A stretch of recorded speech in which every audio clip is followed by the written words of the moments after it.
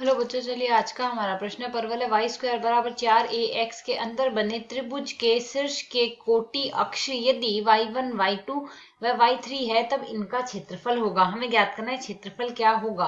त्रिभुज के शीर्ष के कोटि अक्ष हमें यहाँ से यह दिए गए हैं, तो यहाँ से इस प्रश्न को करने हैं तो हमारे पास यहाँ से हमारी मुख्य अवधारणा रहेगी, यदि हमारे पास किसी भी त्रिभुज के तीनों शीर्ष x1 y1 x2 y2 व x3 y3 दिए गए हो तो ऐसे त्रिभुज का क्षेत्रफल बराबर हमारे पास लिखा जाता है 1/2 गुणा में सारणिक आता है x1 y1 एक, x2 y2 एक दूसरी भुजा होती है, तो x3 y3 एक हमारे पास यहाँ से इसकी तीसरी भुजा होती है। सारणिक को हम यहाँ से सरल करते हैं, तो यदि हम यहाँ से प्रश्न के अनुसार देखें, हम मान के चलते हैं y1 y2 और y3 के यहाँ से यहाँ कोटियों के साथ भुज हमारे पास x1 y1 x1 x2 है x3 है, तो यहाँ से हमारे पास जो त्रिभुज बन रहा है, पहले तो यदि y1 है तो y1 के सापेक्ष x1 लिया है तो y1 का वर्ग बराबर 4ax1 लिख सकते हैं।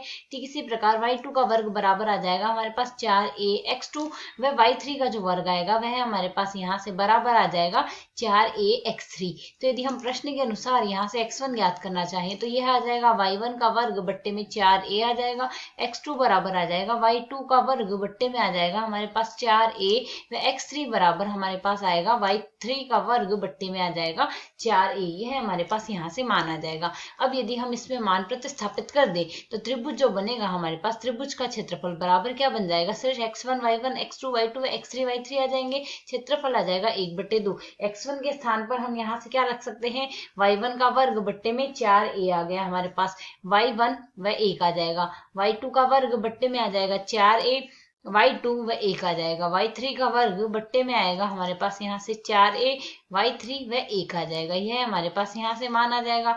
अब यदि हम यहाँ से इस सारणी को सरल करें तो प्रथम पंक्ति में से हम यहाँ से 4a उभयनिष्ठ ले सकते हैं।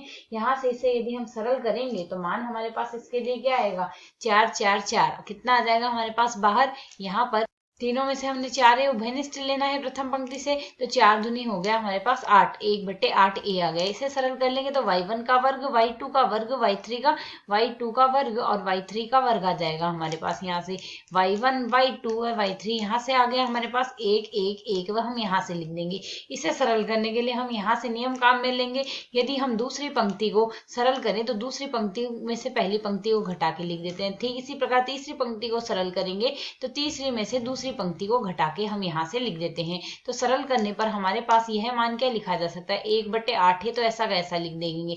बाकी पहली पंक्ति ऐसी कैसी आ गई, y1 का वर्ग y1 और 1 आ गया। इसी प्रकार दूसरी पंक्ति को लिख रहे हैं तो यह आएगा y2 का वर्ग माइनस में y1 का वर्ग आ गया। ठीक इसी प्रकार y2 माइनस y1 आएगा यहाँ से और यह आ जाएगा 0। ठीक इसी प्रकार यदि तीसरी पंक्ति को लिखना चाहें, तीसरी पंक्ति को हम यहाँ से लिख रहे हैं y3 का वर्ग माइनस y2 का वर्ग, y3 माइनस y2 और यहाँ से आ जाएगा 0। अब तृतीय पंक्ति के सापेक्ष, तृतीय स्तंभ के सापेक्ष किसका हम प्रसार कर लेते हैं। प्रसार करेंगे तो मान क्या आएगा, 1/8a। तृतीय स्तंभ के सापेक्ष करें, दो मान हमारे पास 0 है तो दोनों के सापेक्ष मान 0 मिलेगा, केवल प्रथम के सापेक्ष सरल करेंगे 1 से गुणा होगा हमारे पास। यहाँ से मान क्या आ जाएगा, इसे हम लिख सकते हैं y2 का वर्ग माइनस में y1 का वर्ग गुणा में आएगा y3 माइनस में आएगा y2 और माइनस में आएगा यहाँ से y2 माइनस में y1 और गुणा में हमारे पास आएगा y3 का वर्ग माइनस में y2 का वर्ग आएगा हमारे पास। यहाँ से इसको यदि हम सरल कर ले तो जैसा कि हम यहाँ से देख सकते हैं a का स्क्वायर माइनस b का square a plus b a minus b लिखा जाता है, तो यह मान हमारे पास किसके बराबर। यदि हम इसको आगे सरल करते हैं तो मान आएगा 1/8a गुणा में, यहाँ से जैसा कि हम देख सकते हैं हमारे पास यहाँ से मान क्या है,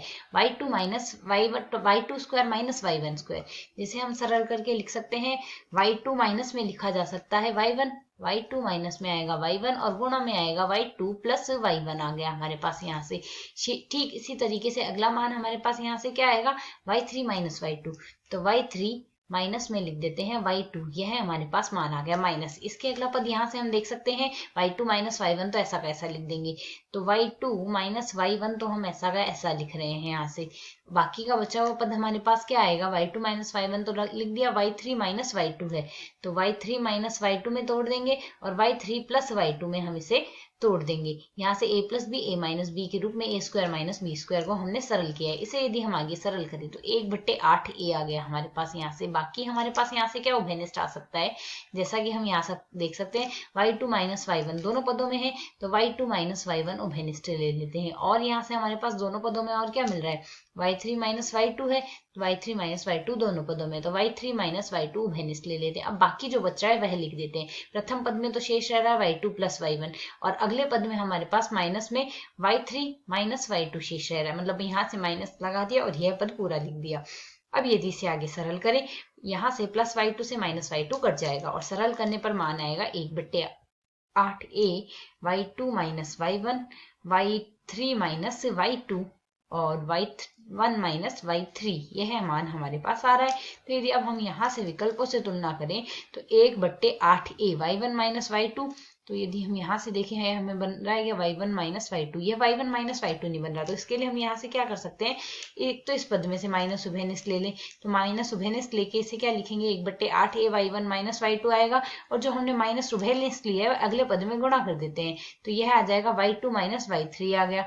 और इसके अगला पद हमारे पास यहाँ से क्या लिखा जाए, और यह आ रहा है y1 माइनस y3। तो यदि अब हम विकल्पों में देखें तो यहाँ से हमारा जो विकल्प सी है 1/8 है, y1 minus y2, y2 minus y3, y3 minus y1 है, किंतु क्षेत्रफल हमारे पास यहाँ से यह हमारे पास क्षेत्रफल जो आ रहा है इसमें यह माइनस नहीं आ रहा, क्योंकि हम जानते हैं यहाँ से क्षेत्रफल हमारे पास सदैव एक धनात्मक राशि है, तो मॉड भी हम इसके साथ लगाते हैं, तो यह मान हमारे पास इसके समान आ जाएगा। अतः यहाँ से हमारा विकल्प जो है, विकल्प सी हमारा सही हल है। आशा है समझ आया। धन्यवाद।